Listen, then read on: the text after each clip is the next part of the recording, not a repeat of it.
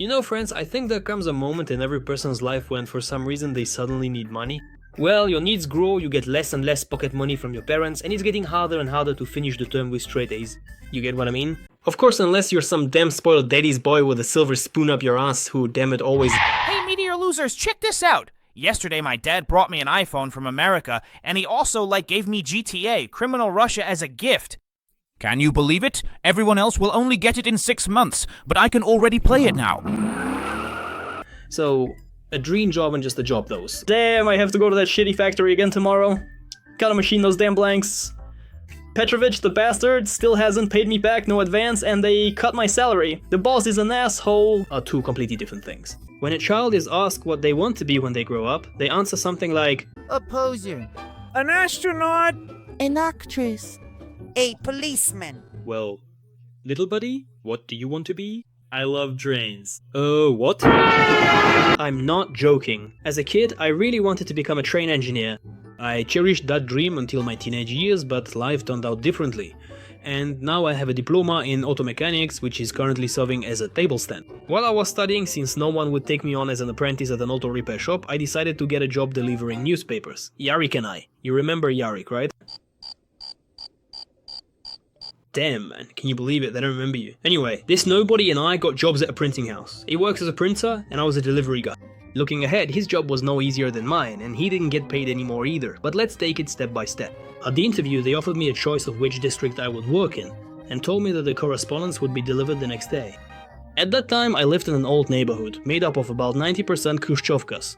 The main difficulty was that each Khrushchevka had about 40 apartments. Compared to modern high-rises, that's very few. So I had to cover a huge area full of these Khrushchevkas. It didn't add to my prestige that, along with each newspaper, I also delivered 2 or 3 advertising brochures. They had their own rate, but it was just pennies as well.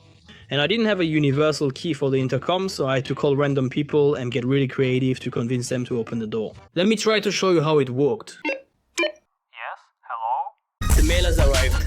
Hurry up and open the door, you've got a pile of letters. Just trust me on this. Here's a letter from Aunt Nura, here's a postcard from Perm, and here's a magazine with a naked chick. Come on, check it out right now. I brought you a bunch of the latest news. Can you believe it? Marodi scammed an old lady out of 2,000 rubles. Chikatilo has been arrested, Tupac was shot, and some guy got thrown in jail for Pokemon. You'll hear it all firsthand, you'll be surprised and read it when you press that cherished button with your finger. Are you crazy? Go and fix your rhymes at the rap battle, not here, you jerk. Well, I guess I should try any other number. It was really tough to call everyone like that just to get to the coveted mailbox, which you literally had to stuff full of mail. Sometimes you ring the intercom. Hello, it's the mailman, please open the door. What? What mailman? Well, I brought the newspapers. What kind of newspapers are those? You know the ones? Why don't you have a key? Aren't you supposed to be given keys? Are you really a mailman? Oh, come on. Is it really that hard to just open the door? No way, buddy. Ha! I figured you out. You're no mailman at all. You probably just got a job here at the post office, and to make it more convincing, you even changed your appearance. And now you walk around, showing up in those outfits. Not the best disguise, honestly. It's obvious you're a rookie kid, but I'm not as simple as you all think. I'm not going to open up to you, you damn Freemason. You'll never learn my secrets. You'll never reach the annals of my mind. You'll never grasp the halls of my mysteries. Never in your life will you ever. Sometimes, you finally get someone to open the door. You go upstairs, and there's some tipsy guy or a grumpy old lady standing on the stairs, so sometimes it's a tipsy old lady and a grumpy guy at the same time. And then, my friend, you're screwed. At first, they'll politely ask you what kind of mail you're delivering, but once they find out you've got a bunch of ads and some sketchy little newspaper. お前はもう死んでいる。何?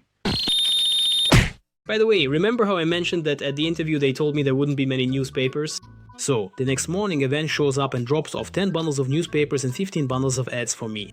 Just so you understand, this stuff covered an entire wall in my apartment, and I spent my very first workday hauling all this junk up to the 4th floor. After I dragged it all in, I sent a photo to my friend and was like, "Damn dude, there are so freaking many of them. I can't handle this. No, seriously, this is insane. Did you see that? The whole wall is covered." "Don't worry bro, you know what? Let me help you out, just like a brother." "Really?" "Yeah, no problem at all. You have my word. I'll come first thing in the morning and we'll sort everything out." Come on, I finally got through to you. Good morning. So, when are you coming? Who are you? Are you still sleeping over there? You promised to help me yesterday. What? I didn't promise anything, man. What are you even talking about? Dude, what setup? You said it. I never said shit. Are you out of your mind? Calling this early? Seriously, you must be crazy. Just go to hell, seriously. Hello, darkness, my old friend. I delivered the newspapers around the neighborhood using a cart. You know, those carts old ladies used to carry all sorts of stuff, but of course you can't just walk into an apartment building with one of those.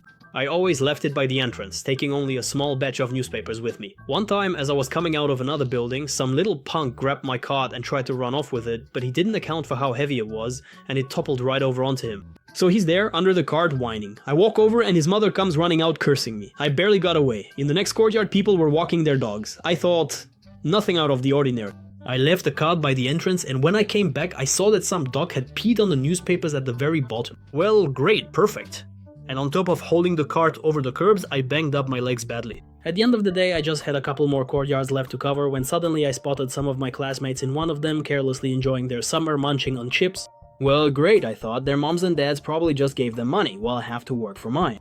At school, I had the reputation of a bullied nerd, so if my classmates saw me with those pea-soaked newspapers, they would have had a good laugh at my expense. To avoid that, I left the cart around the corner and tried to act as casual as possible. I was just standing there trying to look totally chill, and then they came over. Hey, what's up, media losers? So, how's your summer going? Hey yo. Honestly, super chill, you know? I do nothing all day. Just straight up chilling, basically. Ha! And who's that, your grandma? At first, I didn't get what they were talking about, but then I turned around and actually saw some old lady who had kindly brought all my newspapers right over to me, completely exposing me. Son, why did you leave the cart behind? Oh, you've really worked yourself to the bone, poor thing. You keep forgetting things. I saw you walking all over the neighborhood. Good job. You're earning your keep. Hey, what are you all laughing at? Why are you making those faces? He, by the way, is working while you're just goofing off. He's working hard, sweating. It's tough work. A dog peed on his newspapers and someone stole his cart. Do you think that's easy? The boy walked all over the neighborhood delivering newspapers and you're just laughing. What a good kid. Not like you lot youth these days. You can only imagine the secondhand embarrassment I felt at that moment. When I got home, I was determined to quit, but somehow I managed to stick it out for an unbelievable 2 months.